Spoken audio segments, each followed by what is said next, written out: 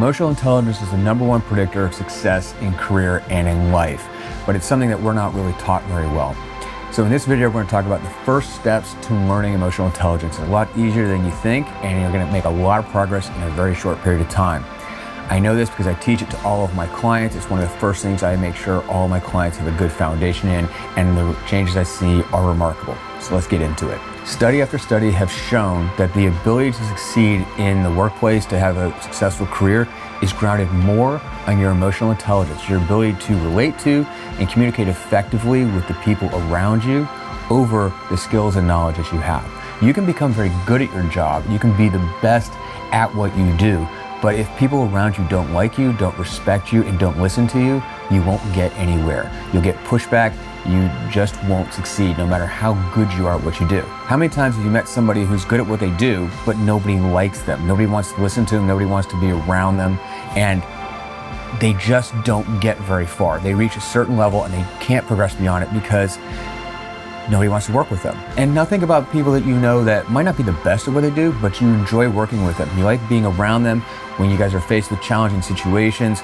They don't freak out, they don't get stressed out, they don't stress you out. They keep everybody together and calm and focused, and they just make sure that everything's easier to do. And so when you have a project, you want to be on that project with them. If you're a manager, you want to invite them onto that project. You want to promote them, you want to put them in positions of leadership because people respect them and follow them because they have emotional intelligence. This is the #1 predictor of success in life. It works this way at work, and it works this way in your personal life. That's the main reason you need to learn emotional intelligence, and that's the key takeaway I want you to have from this. When you just begin to focus on your own emotions, what are you feeling, and what are the people around you feeling? What are they communicating to you without them saying anything? And what are you communicating maybe without you realizing that you're communicating it? Emotional intelligence is a key part of what I teach as a coach. If you're interested in that, there's a link down below for you to find out more. What is emotional intelligence? Simply put, it is understanding your own emotions and those of other people around you. Basically being able to read people, being able to pay attention to what they're saying without words. That's all it is. But it is something that most of us lack. And the foundation of this is very simple to learn. Once you learn to practice it, it's going to take you way beyond anything you ever thought. The foundation of all emotional intelligence is recognizing emotions, recognizing what emotions you're feeling and recognizing what emotions other people are feeling. From there, you can then choose your response to whatever that emotion is, whether it's how you respond to that person or how you respond to what you're feeling. But until you recognize it, you can't have a proper response. And so you end up with knee-jerk reactions that can sabotage you in a lot of ways. So that's the foundation of emotional intelligence. That's what you should be striving for. There's really only two things you need to do to develop emotional intelligence. The first is recognizing an emotion, and the second is naming it. Now, that sounds pretty simple, and it really is, but it's a little more complex than just A and B. So start with recognizing an emotion. How do you begin to recognize emotion? Well, the way I teach people is start with thinking about a time when you felt a strong emotion. Pick an emotion, happiness, sadness, anger, frustration, whatever it is. And kind of relive that time. Think back to it and try to get back into that feeling till you really begin to feel anger or happiness or joy, whatever it is you're focusing on. Always recommend that you begin with a positive emotion, because once you key into having that positive emotion, when you begin to work on those negative emotions, you don't want to get stuck there. So you'll be able to go back to that positive emotion. So try to really relive that experience. Really delve into it in your mind until you can, recreate it in your body. Now, where do you feel it? Do you feel tension in certain parts of your body? Do you feel relaxation? How does your face feel? Notice is your jaw clenched? Are your lips pursed? Are your eyes squinted or are they wide open? Do you feel tension in your forehead, in your cheeks? What's going on? Do you feel heat from blushing? You want to begin to recognize all these things by your physical sensations alone. Do you feel in your body when you're angry? People clench their fists or they bunch up their shoulders. You're scared or fearful, you might feel it tight in your chest. Really get in touch with these different physical sensations. Sometimes they're tingling, sometimes they're itchy feelings. Sometimes, you get a feeling in the pit of your stomach. Those are the things you want to get in touch with. What are you feeling. This is the reason that we use the word feelings and emotions interchangeably, because it's something going on in your brain, but it's also something going on in your body. So that's the first thing, is noticing the feeling.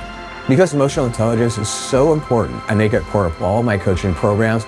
That's why if you want to learn more about this, I recommend you click the link below. Go for a one-on-one session with me and find out more. Now, I'm gonna name it. I'm gonna start with something really bland, like happiness. I feel happy. Okay, cool. Now we've got a name for this feeling. Every feeling has levels of intensity. Intense happiness would be pure ecstasy. Low-level happiness might be pleasant. Try to name 5, 6, 7, 8, 9, 10 levels of happiness. Develop that repertoire, write them down. Keep a notebook of your levels of happiness. Once you develop this gradation scale, begin to go through your day and notice when you feel this. Okay, I feel happy. Well, what level of happy? Am I joyful? Am I excited? Am I pleasant? Am I amused? What is this feeling of happiness? What level is it? Take some time, maybe do one emotion a day or 2 emotions a day, and go through and develop a repertoire of different emotions, positive and negative. Once you have a couple of positive emotions under your belt, you know what they are, you know, you have a memory that you can go to re-experience it, you know when you're feeling it in your body. Now look at some of your negative emotions: anger, frustration, rage, sadness, depression, heartbreak. Think about those emotions and really feel them in your body. And make a notes about where you feel them. Like, what does it feel like? Does it feel heavy? Does it feel cold? Does it feel hot? Does it feel, what does loneliness feel like? Do you feel like in your heart, in your gut, like do your shoulders get tense? Do they get droopy and sad? What are these feelings, and what kind of do they do in your body? Then, after you do that experience with a negative emotion, do it with a positive emotion. End on a positive note, so you're not trapped in that negative emotion. And again, when you do these negative emotions, grade them. Name them, and then name the gradations, and begin to notice when you're feeling them throughout the day. Well, am I angry or am I frustrated? Am I peeved? Am I ticked off? Am I pissed? What levels are they? And what are your levels? So that you can have the language around that. Begin to pay attention to those in other people. When you see people with certain body language, try and guess what emotion they're feeling. And is it anger? Is it frustration? Which one is it? Start to pay attention to those. And that's really it. That is the foundation of emotional intelligence. The more you practice this, the more you'll become aware of what's going on around you with other people and with yourself.